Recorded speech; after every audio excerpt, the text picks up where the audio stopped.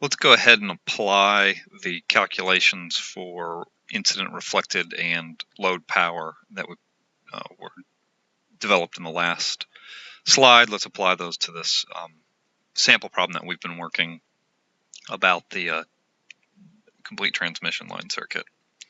So I've redrawn the previous example here. We've got a generator that's got a source voltage of 10 volts e to the j30.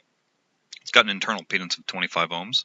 It's connected to a 100 ohm load via a transmission line with 25 ohm characteristic impedance and a length of 0.25 lambda.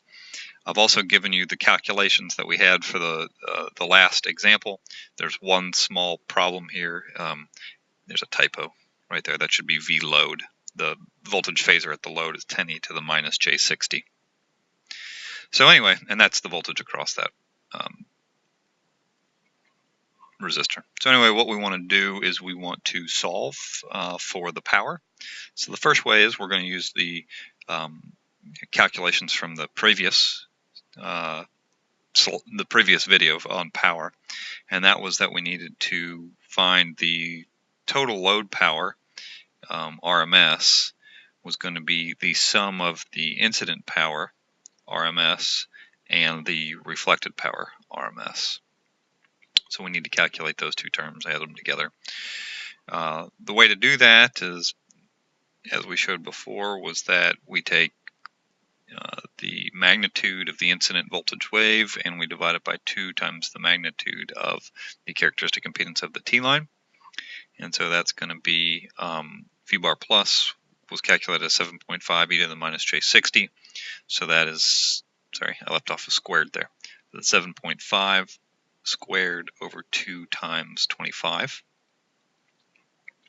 and that's 0.5625 watts. So on this lossless T-line, that's the power that's being delivered from left to right. The reflected power is calculated as V bar plus quantity squared over 2 absolute value of Z0 time minus, and multiply that whole thing by the magnitude of the reflection coefficient squared. So we can just put a minus sign, multiply this times the magnitude of the reflection coefficient squared. Going to save us some time there. And the reflected RMS power is then calculated as 0.0625 watts. So the total power delivered to the load is just the sum of those two. Oh, sorry, I left the minus sign off there. It's the sum of those two, so it's 0.5625 watts minus 0.0625 watts is equal to 0.5 watts. So that's the power delivered to the load in this example. There are other ways to solve that, though, and I'd like to run through 2 others. The other is, a lot of times people like to use the V power is equal to V squared over R formulation. And we can do that. We just have to be careful about what voltage we put in and what resistance we use. Also, we're wanting to calculate average power, so this needs to be average equals RMS squared over R. So that's power in the load. So what we need to know is, well, what's the voltage across the load? Well, that's this guy, 10 e to the minus j60. So we just do 10 squared, but we need to convert that to RMS, so we divide it by radical 2, so that's 10 over radical 2 squared, and then the load is just 100 ohms, and so that gives us 0.5 watts.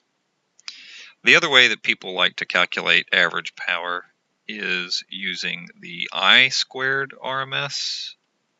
It's technically the magnitude of it's technically the magnitude of I RMS squared. And then we multiply that by R. It's I squared R is what it's usually said. So the question here is, well, what I and what R? Well, you need the I going through the load, and you need the load resistance.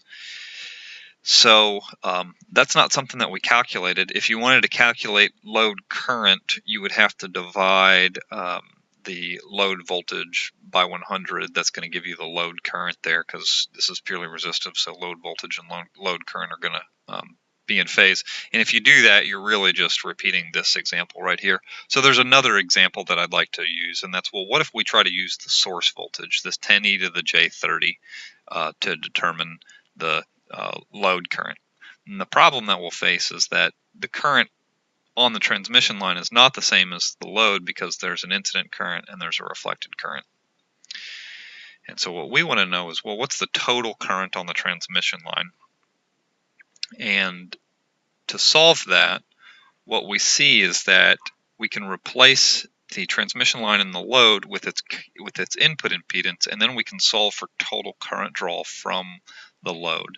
So we would say that I of z is equal to V bar of S divided by the series combination of the generator impedance and the input impedance, ZS plus Zn. And so that's, if we were to do this, it would be 10 over radical 2 e to the j30 divided by 25 plus 25, and that gives me 0.1414 e to the j30.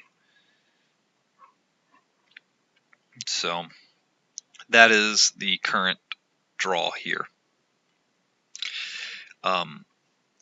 That current is the current that's going to be drawn in the equivalent circuit of the input impedance.